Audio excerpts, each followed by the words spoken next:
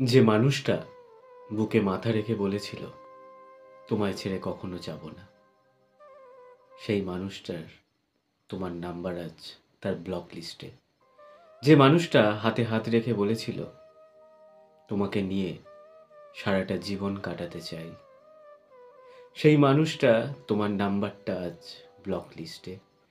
যে মানুষটা তোমায় জড়িয়ে ধরে বলেছিল তুমি আমার পৃথিবীর সব থেকে আনন্দ, তুমি আমার জীবনের সব থেকে পাওয়া, সেই মানুষটা তোমার নাম্বার আজ ব্লক লিস্ট করে রেখেছে। সত্যি, যত বেশি যোগাযোগের মাধ্যম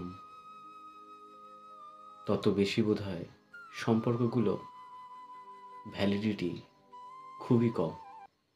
আমাদের মোবাইলে যেমন রিচার্জ করি 28 দিনের প্যাক, ঠিক তেমনই ভালোবাসার মেয়াদগুলো 28 দিনের মতো প্যাক হয়ে গেছে।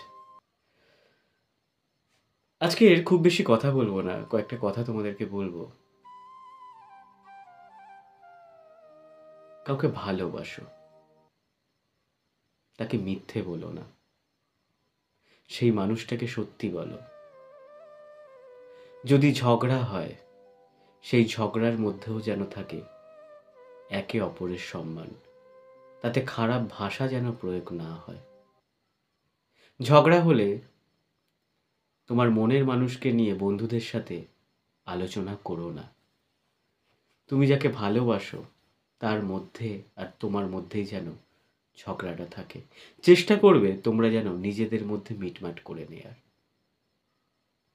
সব কিছু মাত্রা রাখাই চেষ্টা করবে।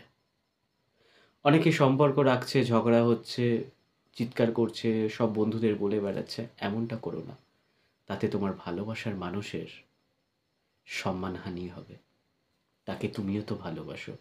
সম্পর্কে যখন মিথ্যে চলে আসে, সম্পর্কে একে অপরের প্রতি যখন রেসপেক্ট কমে যায়, তখন ভালোবাসাগুলো মরে যায়। তুমি তাকে ভালোবাসো, তার জন্য পাগলামি করো, তার জন্য কান্না করো, কিন্তু তোমাদের দুজনের মাঝখানে অন্য কেউ যেন না আসে। ভরসা রাখো, মনে জোর আনো, একে অপরকে বুঝতে শেখো, তাহলে ভালোবাসা চিরস্থায়ী হবে। ভালোবাসা এমন একটা বস্তু বলা যেতে পারে, শব্দ বলা যেতে পারে, যেটাকে বলে বোঝানো যায় না, সেটাকে অনুভব করতে হয়।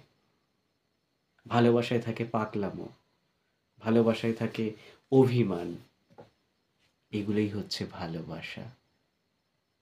তুমি যাকে ভালোবাসো সেই মানুষটা তোমার কাছে স্পেশাল, আর সেই স্পেশাল মানুষটাকে সবসময় স্পেশাল ফিল করাও। তাকে বুঝিয়ে দাও তুমি আমার জীবনের সব। কিন্তু তাকে যদি বারবার খারাপ কথা বলো, বারবার অপমান করো, উল্টোপাল্টা ভাষা ইঙ্গিত করো, সেই মানুষটা তোমার প্রতি আর ভালোবাসা থাকবে না। আমরা ভালো মুহূর্তকে মিস করার থেকে কেউ যদি একটা খারাপ কথা বলে, সেই খারাপ কথাটাকেই আমরা বেশি গুরুত্ব দিই।